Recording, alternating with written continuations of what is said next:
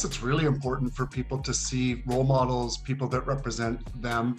But I have to tell you, like, coming out was not an easy thing. I never imagined I would share such personal stuff publicly. But there just came a moment, gosh, in 1998, so many, many years ago, long before people were talking about gay and lesbian and bisexual and transgender issues in the public, long before television shows were out there, long before anybody in sport really came out, I just decided sometimes the personal becomes political. And unfortunately, I am a role model. And I can't keep this dance of it's my private life, no one needs to know, and who knows and who doesn't. And so finally, I just decided to break those silos down. It's been really interesting. You know, I've been a role model for many, many athletes. Really important around the Sochi 2004 Olympic Games, when Russia declared that anti-propaganda law, basically excluding the LGBT community or targeting them coming to Sochi.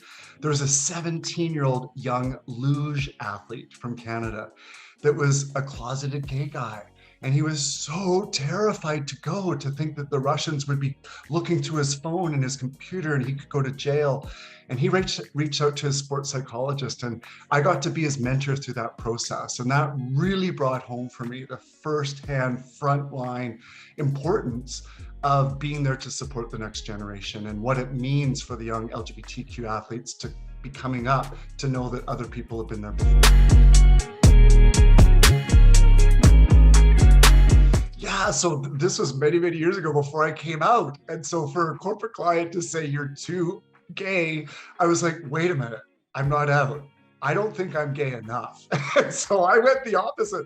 That was actually the impetus for me to come out publicly. When I was discriminated against, I lost a massive 6-figure speaking contract.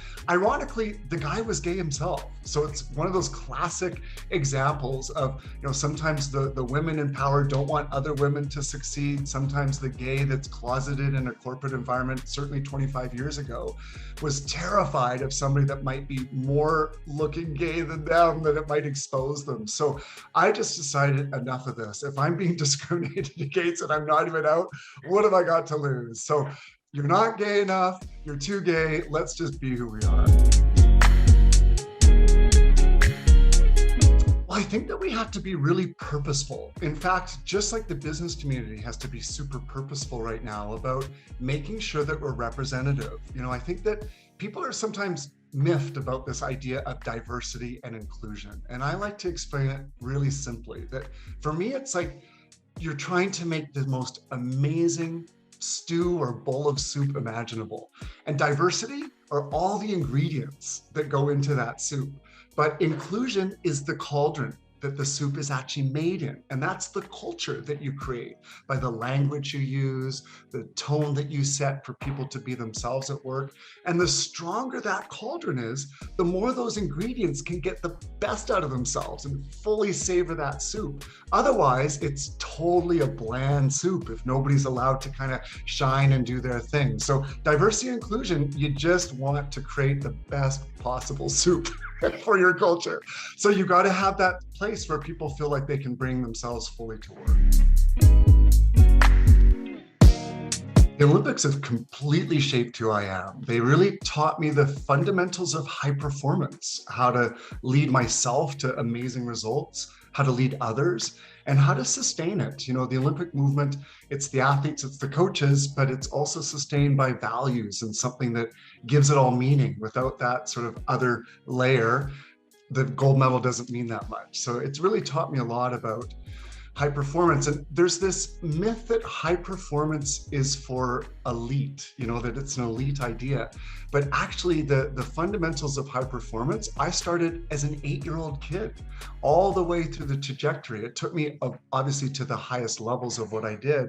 But high performance is really that ability to constantly improve, to constantly evaluate what you're doing and find ways to be better today than I was yesterday. And I think that's a philosophy that works well, not just through the Olympics and sport, but in life.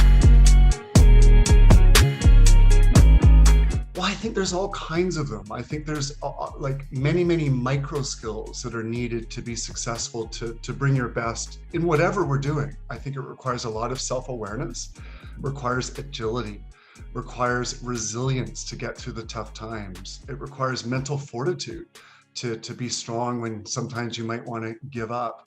It requires being open to change and flexible and adaptable to do things differently. So, it just laid such a solid foundation to pivot and to kind of do what's needed to be successful in this moment.